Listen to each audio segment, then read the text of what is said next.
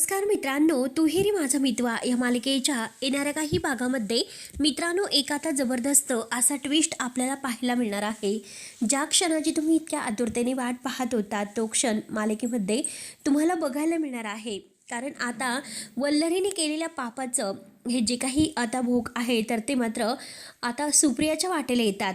आतापर्यंत वल्लरीला असं वाटत असतं की आपण मात्र खूप काही आता यातून सुटकलो आणि आता यात अडकेल म्हणजे आता केवळ ही ईश्वरी आणि ईश्वरीने मात्र आता जे आता आपल्याला तिला घराच्या बाहेर काढण्यासाठी इतकं सोपं आणि साधं मात्र जे सापडलेलं आहे तर ते मात्र आता हे तिच्या आईचं भूतकाळातील सत्य।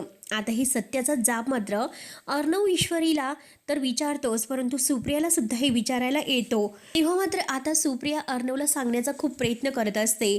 आता जे संकेत मात्र सुप्रियाला मिळालेले असतात, ईश्वरीचा फोटो फुटलेला असतो, तिकडे आजीच्या हातातील जपमाळ तुटलेली असते आणि ह्या संकेतामुळे आता ईश्वरी आणि अर्णव ह्या दोघांचं नातं मात्र एका वेगळ्या वळणावर जाते।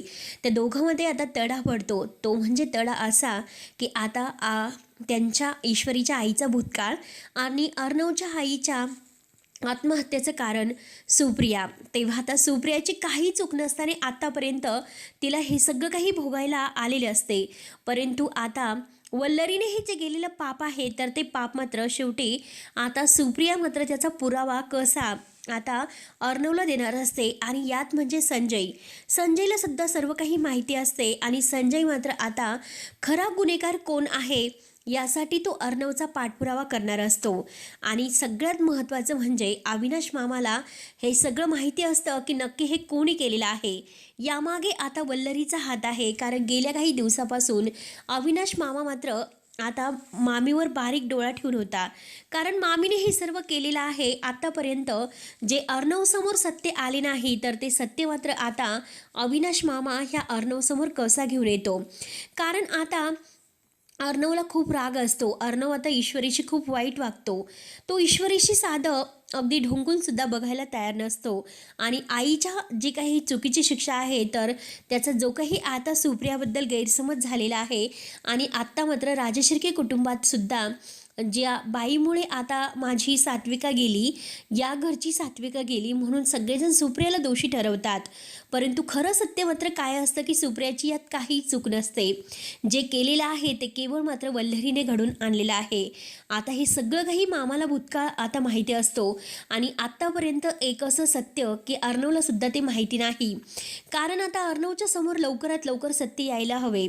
कितीही आता ही आपली बायको जरी असली तरी सुद्धा अर्णव आणि ईश्वरी यांचा संसार तुटायला नकोय, कारण ह्या वल्लरीने आत्तापर्यंत खूप काही कांड केले आणि शेवटी सात्विका आणि ह्या राजांचा संसार मात्र आता तिने तर मोडला, परंतु अर्णव ईश्वरी यांचा संसार मोडायला नकोय म्हणून मात्र आता अविनाश मामाने प्लॅन केलेला असतो। कारण त्याला आता समजलेलं असतं अर्णव ईश्वरीशी असं का वागतो। त्याने अर्णवला विचारण्याचा खूप प्रयत्न केलेला असतो, परंतु ईश्वरीने मात्र मामाला सर्व काही सांगितलेले असते की नक्की काय झालेले आहे। तेव्हा आता अर्णवला मामा समजवण्याचा खूप प्रयत्न करतो की हे बघ, जे काही आहे ते आहे, तू आता मात्र हे जे सत्य तुझ्यासमोर आलेलं आहे त्यावर विश्वास ठेवू नको, कारण ह्या सत्याबद्दल मला सुद्धा माहिती आहे, परंतु आता हे सत्य आहे ना ते घडवणारा व्यक्ती कोण आहे हे लवकरच मी आता तुझ्यासमोर अगदी म्हणजे आणतो। तुला जे काही आहे ते मी आता सर्व सत्य सांगतो, पण प्लीज तू ईश्वरीला या सगळ्याचा दोष देऊ नको, तिची काही चूक नाही। आणि हे बघ अर्णव, तुझ्या जी ईश्वरीची आई आहे तर तिची सुद्धा काही चूक नाही। जे काही आहे ते केवळ आता या घरातील एक व्यक्ती आहे की तिने हे सर्व घडून आणलेले आहे, पण जोपर्यंत मात्र मी तुला त्या पुरावा देत नाही तोपर्यंत तू ईश्वरीवर आरोप करू नको। तेव्हा मात्र आता अर्णव थोडासा शांत होतो, परंतु अंजलीला सुद्धा आता हे सत्य समजते की आता ईश्वरीमुळे म्हणजे ईश्वरीच्या आईमुळे आपल्या आईबाबांचा संसार तुटला, म्हणून मात्र आता अंजली सुद्धा ईश्वरीचा रागराग करत असते। आणि राकेशच्या तर शेवटी मनासारखं व्हायला सुरुवातच होते, कारण आता अर्णव आणि अंजली आणि पूर्ण राजशिर्के कुटुंब हे ईश्वरीची साथ देत नाही, त्यामुळे ईश्वरी आता एकटी पडलेली आहे आणि त्या संधीचा आपण फायदा घ्यायचा आणि आता ह्या ईश्वरीला परत आपल्याकडे ओढायचं, असा मात्र आता ह्या राकेशचा डाव सुरू असतो। परंतु अर्णव हा ईश्वरीला राकेशच्या नजरेआड सुद्धा येऊन देत नाही. जरीही तो रागराग करत असला पण तरीसुद्धा मनातून त्याचं ईश्वरीवर खूप प्रेम असतं. आत्तापर्यंत ईश्वरीबरोबर घालवलेले प्रत्येक क्षण मात्र त्याला आठवतात. आता तो ईश्वरीला अगदी इतका त्रास देत असतो, कारण त्याने आता ईश्वरीला इतका त्रास देण्यासाठी सुरुवात केलेली असते की आता तो ईश्वरीपासून लांब राहायला सुरुवात करतो. एका बेडरूममध्ये जरी असले तरी सुद्धा तो ईश्वरीला खाली झोपायला सांगतो. प्रत्येक आता जे काही त्याच्या वडिलांनी चूक केलेली आहे असं त्याला वाटतं आणि ईश्वरीला म्हणजे तो इतका त्रास देत असतो. घरातील काम वगैरे सगळं काही ईश्वरीकडून करून घ्यायचं. ईश्वरीने अगदी आपल्यावर प्रेम तर कधी केलंच नाही असे त्याचा आता गैरसमज निर्माण होतो. म्हणून तो मात्र आता ईश्वरीला प्रत्येक गोष्टीची शिक्षा देण्याचं ठरवतो. आणि आता हे सगळं काही सुप्रियाला सुद्धा माहिती होते. आणि सुप्रियाला आता माहिती झाल्यानंतर सुप्रिया आता एक दिवस मात्र इकडे राजशिर्केंच्या घरात येते. राजशिर्केंच्या घरात आल्यानंतर आता सुप्रियाला बघून मात्र वल्लरी आता तिला माहितीच नसतं की सुप्रिया आलेली आहे. आणि आता सुप्रियाला सर्व काही माहिती झालेलं असतं की या घरात सुप्रिया आहे आणि तिनेच हे सर्व केलेले आहे. आणि ती आपल्यासमोर आत्तापर्यंत काय येत नव्हती, कारण सुप्रियाने आता हे ओळखलेलं असतं की नक्की ह्या मागे या बाईचा हात आहे, कारण त्यावेळेससुद्धा ह्या बाईनेच हे सर्व काही केले होते. आणि आज मात्र हीच ती आहे की माझ्या ईश्वरीच्या मुळाशी उठलेली आहे. म्हणून मात्र आता सुप्रिया येताना पोलीस घेऊन आलेली असते. आणि पोलीस घेऊन मात्र ती काही पुरावे घेऊन येते, ज्यांना मात्र आता हे सगळं करण्यासाठी सुप्रियाने पैसे दिलेले असतात. तर त्यातील आता एक रिपोर्टर घेऊन सुप्रिया तेथे आलेली असते. आणि शेवटी आता मामीच्या अगदी सत्याचा भयानक पुरावा मात्र ईश्वरीने त्या सुप्रियाने सगळ्यांना दाखवलेला असतो. कारण आता इतके दिवस राजनला दोषी मानणारं हे राजशिर्के कुटुंब मात्र आता एका पुराव्याने मात्र राजन निर्दोष आहे हे सगळं काही केलेलं आहे. तर ते वल्लरीने तिच्या म्हणजे जे काही अपमान तिचा झालेला असतो, जेव्हा आता मामा हे सर्व सांगायला सुरुवात करतो की आता हे जे म्हणजे सात्विका आणि राजन या दोघांचा संसार उद्ध्वस्त करणारी मामी आहे.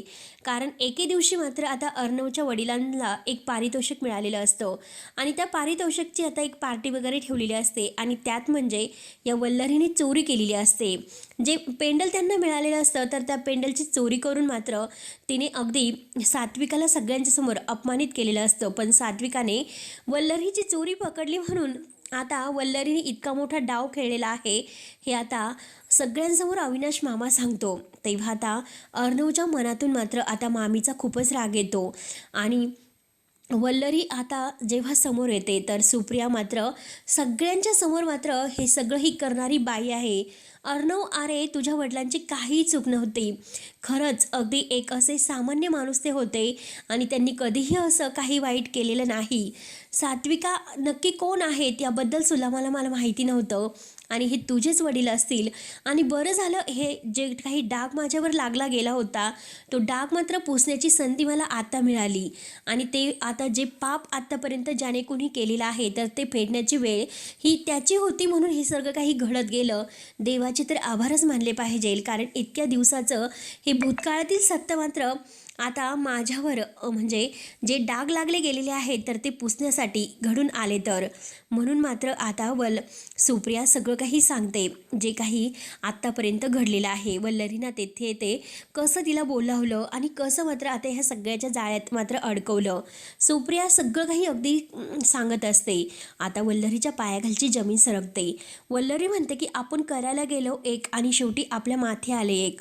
म्हणून आता अर्णव इतका चिडलेला असतो. अर्णव म्हणतो की मामी, या सगळ्यामागे तू आहे. तर मला वाटलं नव्हतं, एका आईप्रमाणे मी तुला प्रेम दिलं होतं आणि तू माझ्या सोबत काय केलं हे. तेव्हा मामी म्हणते की अर्णव मला माफ कर, खरंच माझी चूक झाली, परंतु मला घराच्या बाहेर काढू नको. मी सात्विका ताईंचा संसार मोडला, परंतु हे बघ आता माझी खरंच खूप मोठी चूक झालेली आहे, मला माफ कर. अर्णव म्हणतो की अगं मामी, ही चूक माफ करण्याच्या लायकीची नाही. तू माझ्या आई आणि बाबांचा संसार मोडला आणि माझ्या प्रेम करणाऱ्या ईश्वरीला दोषी ठरवले आणि तिच्या आईची काही चूक नसताना तिचा मोठा इतका म्हणजे स्वतःच्या चरित्रावर तिच्या शिंतोडे उडाले. आणि त्याच वेळेस संजय तिथे आलेला असतो. संजय म्हणतो की अर्णव एकदम बरोबर आहे. आता संजयला बरे झालेले बघून सगळ्यांना खूप असा आनंद होतो. ईश्वरी धावतच जाते आणि आपल्या आईला घट्ट अशी मिठी मारते आणि आपल्या बाबांना सुद्धा. तेव्हा मात्र आता सगळ्यांना खूप असा आनंद होतो आणि शेवटी मात्र आता नम्रता आणि आकाश या दोघांचं लग्नसुद्धा ठरतं. आता वल्लेरीला हे काही देखवत नसतं, परंतु शेवटी वल्लेरीला खाली मान घालावी लागते. कारण आज जी काही चूक केलेली आहे तर ईश्वरीची आणि सुप्रियाची माफी तिला मागावी लागते. आणि शेवटी नम्रताचं जे काही आता आकाशविषयी त्या दोघांचं प्रेम आहे तर त्या दोघांच्या प्रेमाचा स्वीकार करून शेवटी नम्रता आणि आकाश या दोघांचं लग्नसुद्धा होणार असतं.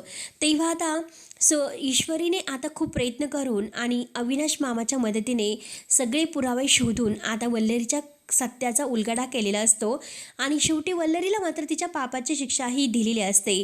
तेव्हा आता मित्रांनो, पुढे नक्की काय होतं हे बघण्यासाठी आपल्या चॅनलला नक्की तुम्ही सबस्क्राईब करत राहा. धन्यवाद.